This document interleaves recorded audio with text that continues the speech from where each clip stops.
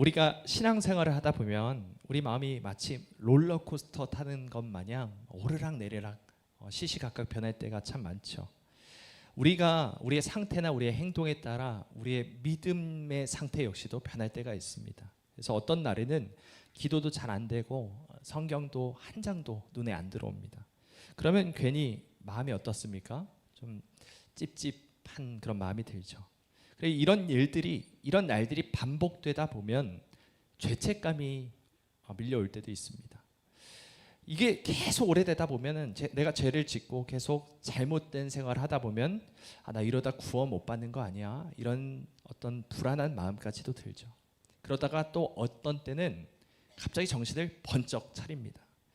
마치 각성한 사람처럼 기도를 아주 뜨겁게 하기 시작하고 성경도 앉은 자리에서 막 10장, 20장, 10장, 20장, 뭐 수십 장씩 읽어 내려갈 때도 있죠. 그럼 여러분의 마음이 어떻습니까? 괜히 마음이 뿌듯해지고 오늘 정도면 하나님께서 나를 좋게 보시겠다 이런 생각이 들기도 하죠. 그런데 여러분, 이 두 마음에는 한 가지 공통점이 있습니다. 시선이 계속 내 행동에, 나의 상태에 고정되어 있다는 것이죠. 우리는 자꾸 내가 무엇을 했는지, 내가 지금 어떤 상태에 있는지에 따라서 하나님과의 관계에 점수를 매기곤 합니다. 내가 똑바로 자란 날에는 하나님께서 날 사랑하실 것만 같고, 내가 엉망으로 살 때는 하나님께서 나를 왠지 외면하실 것 같다라는 그런 불안함이 있죠. 겉으로 보기에는 이것이 아주 경건한 고민, 신앙적인 고민처럼 보이지만 사실 이것은 하나님을 믿는 것이, 엄밀히 말하면 하나님을 믿는 것이 아닙니다. 결국 나의 행위를 믿고 있는 것이죠. 내가 사랑받을 만한 행동을 했느냐 안 했느냐에 따라서 하나님의 마음이 이렇게 갔다가 저렇게 갔다가 결심을 했다가 포기했다가 이렇게 결정된다라고 오해하고 있기 때문입니다. 오늘 본문 로마서 4장 말씀이 바로 이러한 내용을 다루고 있습니다. 바울은 이 로마서 4장 전체에서 우리에게 이렇게 말을 합니다. 여러분, 우리가 무엇으로 의롭다 하심을 받습니까? 우리가 어떻게 구원을 받습니까? 율법을 지키는 행위입니까? 행동입니까? 나의 행동입니까? 아니면 믿음입니까? 그러면서 분명하게 이렇게 선포하죠. 우리의 행동이 아니라 오직 믿음으로만 의롭다 하심을 얻을 수 있습니다. 이것이 바로 로마서 3장부터 4장까지 계속해서 말씀하고 있는 이 사도 바울의 외침이고 또 로마서 4장의 핵심 내용입니다. 여러분, 믿음으로 구원을 얻는다, 이 말을 이 가운데 모르는 분이 얼마나 계실까요? 아마도 머리로는 이미 다 아실 것이라 생각합니다. 그런데 여러분, 우리의 신앙생활이 어떤지 한번 생각해 보십시오.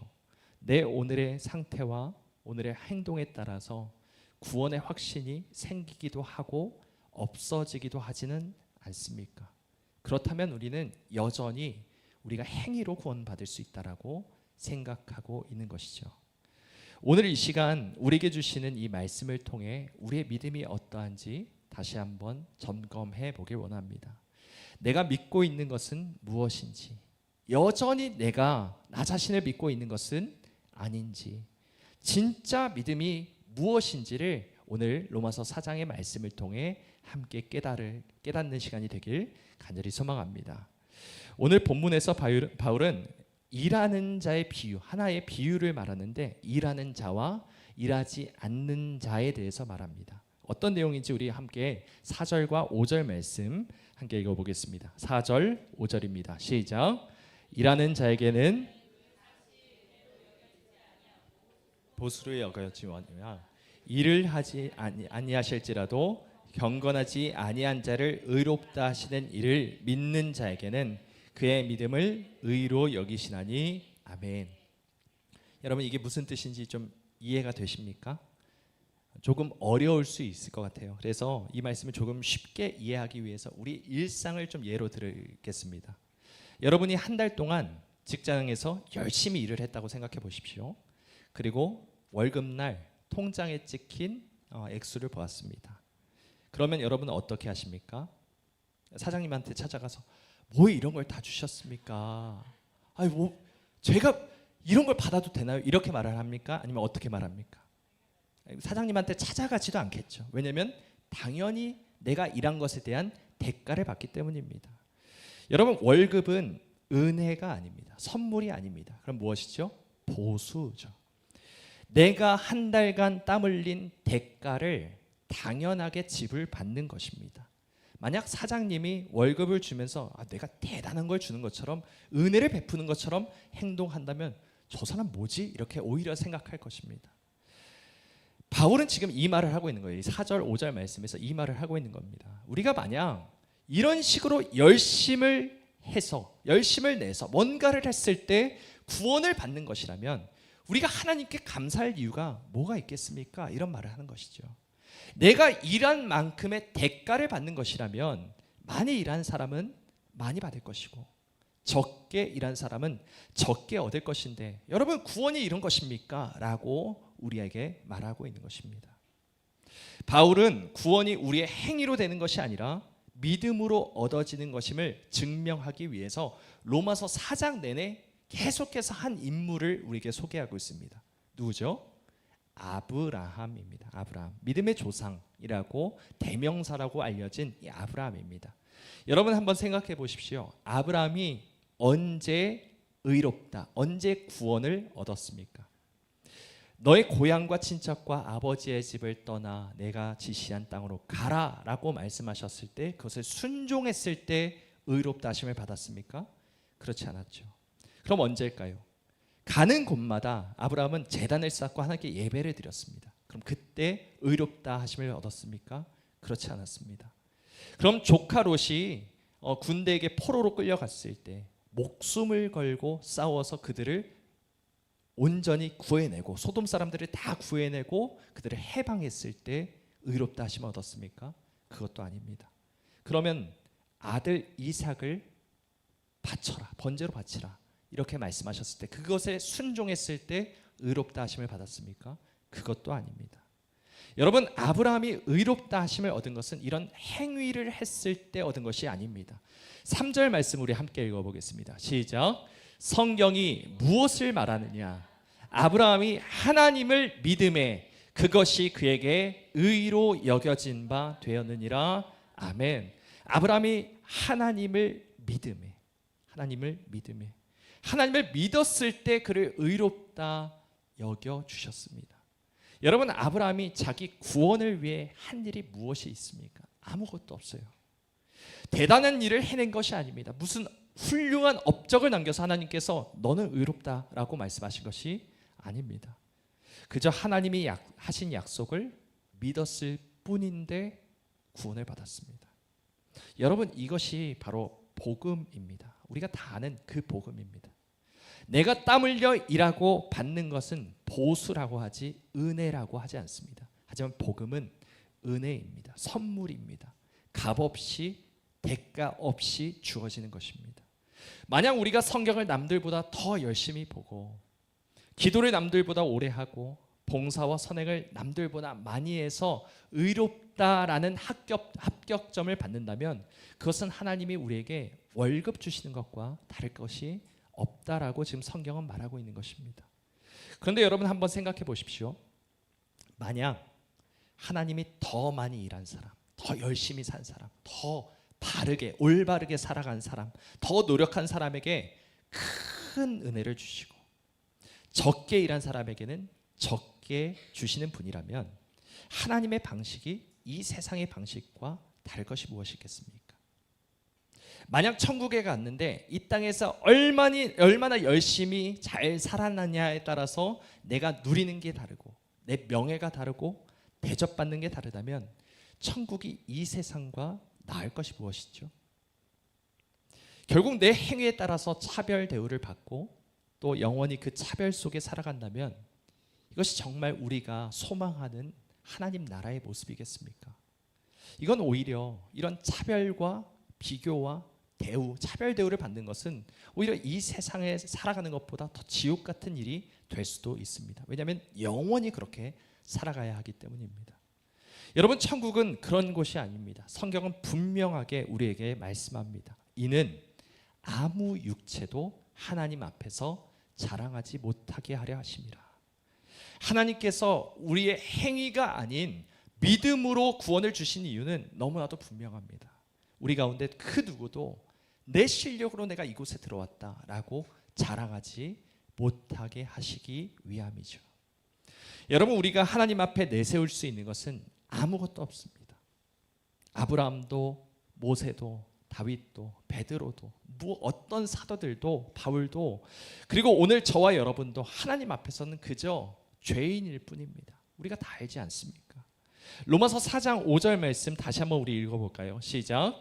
이를 아니하실지라도 경건하지 아니한 자를 의롭다 하시는 이를 믿는 자에게는 그의 믿음을 의로 여기시나니. 아멘. 여러분, 여기서 나오는 하나님은 어떤 분이십니까? 경건하지 않은 사람을 경건하다, 의롭다라고 여겨주신 분이십니다. 구원을 받을 만한 자격이 전혀 없는 사람에게 아무런 대가 없이 하나뿐인 아들을 내어주시는 이가 바로 우리 하나님이시라는 것이죠. 우리가 오늘 이 자리에 앉아 있을 수 있는 이유가 무엇입니까? 남들보다 경건하기 때문이 아니죠. 남들보다 덜 죄를 지었기 때문에 이 자리에 나와 있는 것이 아닙니다. 우리가 구원받기 위해서 이 자리에 나와 있는 것도 아닙니다. 이미 우리는 하나님께 받은 은혜 때문에, 그 선물 때문에 그것을 감사하는 마음으로 이 자리에 있는 것이죠. 여러분, 우리는 여전히 경건하지 못한 사람입니다. 여전히 추하고 더러운 자입니다. 하지만 그런 자격 없는 우리를 향해서 너는 완전하다, 너는 내 아들의 값으로 너를 샀다, 이렇게 말씀하시는 하나님의 은혜 때문에 우리가 이 자리에 나와 하나님께 예배를 드리고 있는 줄 믿으시기 바랍니다. 우리는 그저 각자의 자리에서 이러한 죄인을 의롭다 하신 하나님의 은혜에 감사하며 그 은혜에만 자랑하는 우리 모두가 되길 원합니다. 그럼 여러분, 여기서 조금 더 들어갔으면 좋겠는데요. 성경이 말하는 믿음은 어떤 믿음일까요? 하나님은 분명 믿기만 하면 의롭다 하신다 말씀하셨는데, 그럼 어떻게 믿는 것이 진짜 믿음이겠습니까? 살면서 단 한 번도 말씀을 의심하지 않고 흔들리지 않으면 되는 걸까요? 그러면 믿음이라고 인정받아서 우리가 구원을 받을 수 있는 것입니까?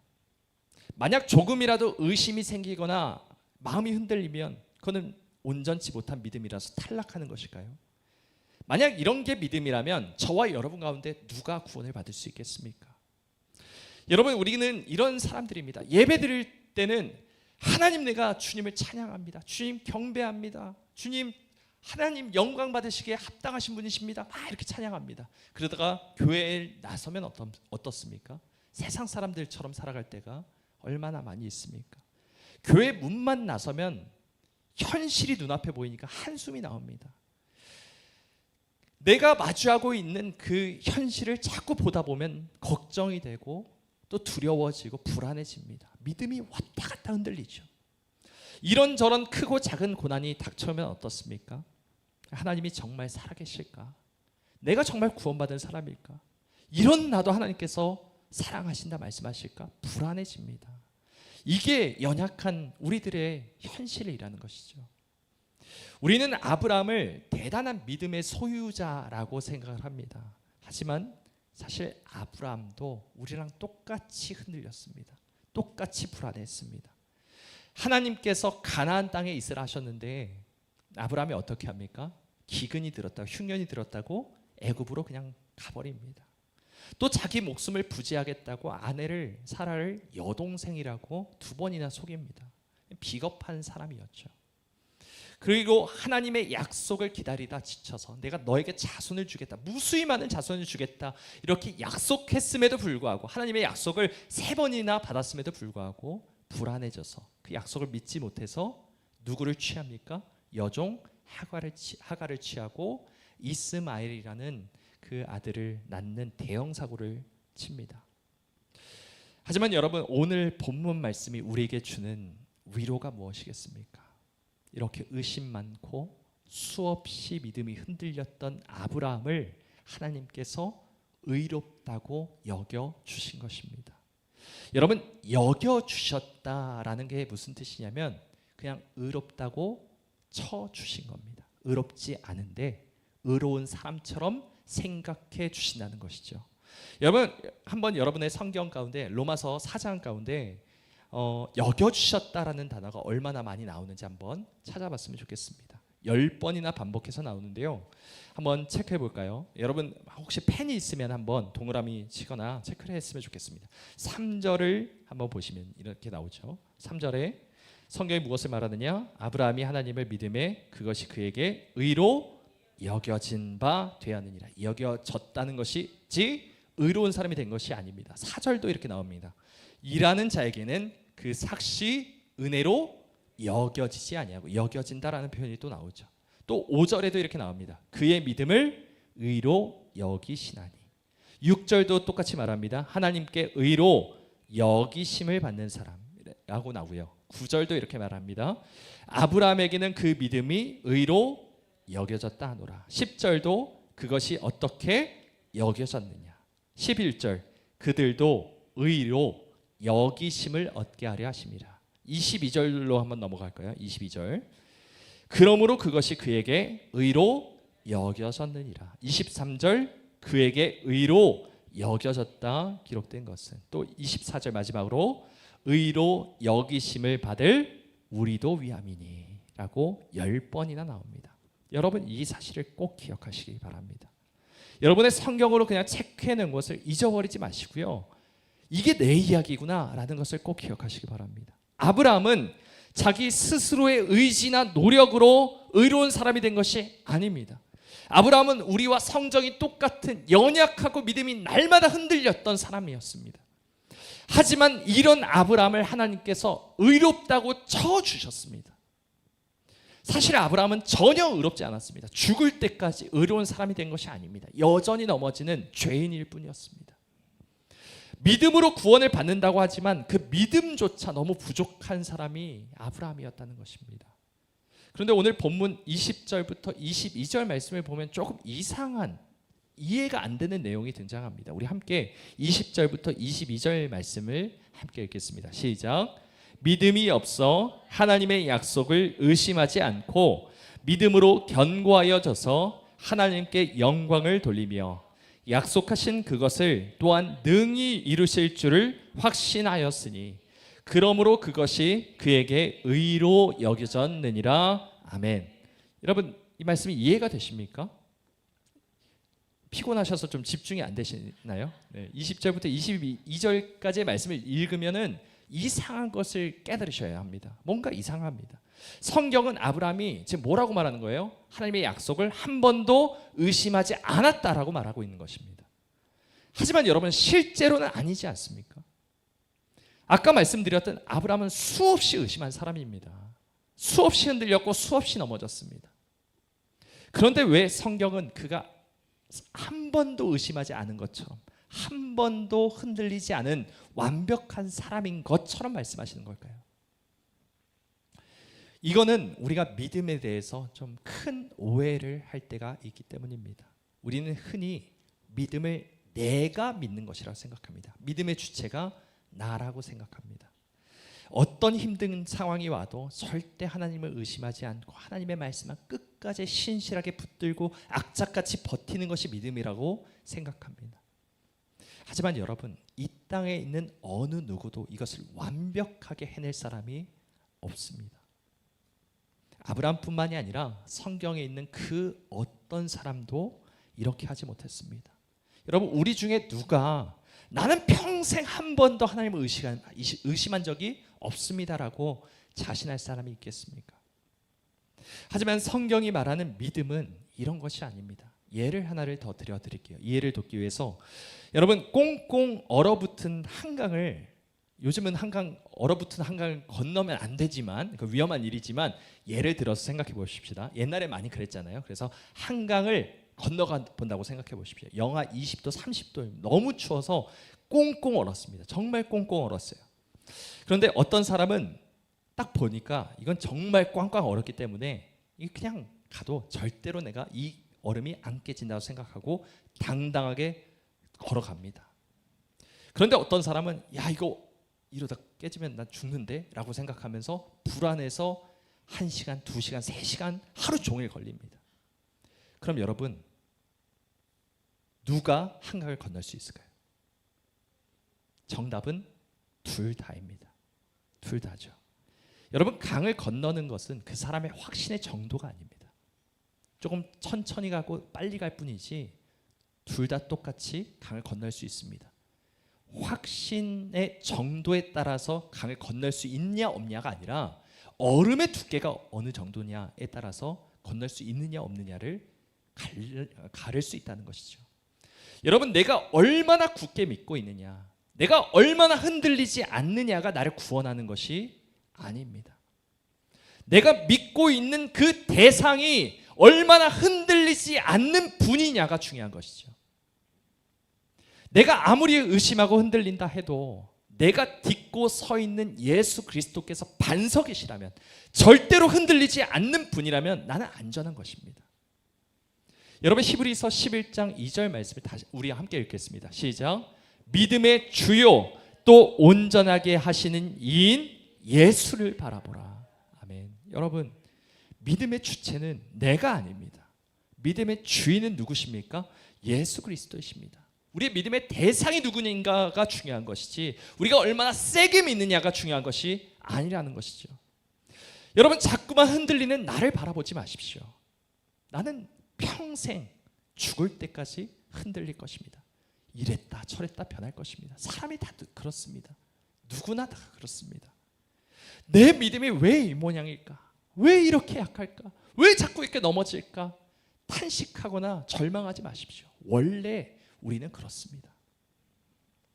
그렇지만 여러분 눈을 들으십시오. 들어서 믿음의 주요 그 믿음을 완성하게 하시는 이신 예수 그리스도만 바라보십시오. 믿음은 나에게 있는 것이 아닙니다. 나의 믿음마저도 주님께 있습니다. 주님이 주셔야만 그 믿음이 온전케 되는 줄 믿으시기 바랍니다. 아브라함의 믿음은 완전하지 않았죠. 아니 오히려 수없이 흔들렸습니다. 하지만 하나님은 그 작은 믿음을 보시고도 너는 완벽하다 말씀하셨습니다. 그의 믿음이 완전한 것이 아니라 그 믿음의 대상이신 하나님이 완벽하셨기 때문이죠. 사랑하는 여러분, 오늘 내 믿음이 부족하다고 해서 낙심하지 마십시오. 나를 바라보지 말고 완전하신 주님을 바라보십시오. 나의 믿음이 여전히 흔들린다 해도 우리가 여전히 안전할 수 있는 이유는 우리가 믿고 있는 예수 그리스도께서 우리의 반석이 되시기 때문입니다. 나의 부족함을 덮고도 남는 그 여겨주심의 은혜를 꼭 기억하시기 바랍니다. 우리는 부족해도 주님은 완전하다 하십니다. 우리는 흔들려도 주님은 넌 흔들리지 않았다 말씀하십니다. 왜냐하면 우리 주님이 흔들리지 않으셨고 그 주님의 공로가 우리의 공로가 되었기 때문이죠. 여러분 오늘도 반석이신 예수 그리스도만 바라보며 담대히 믿음의 길을 걸어가는 저와 여러분 모두가 되시기를 주님의 이름으로 간절히 축복합니다.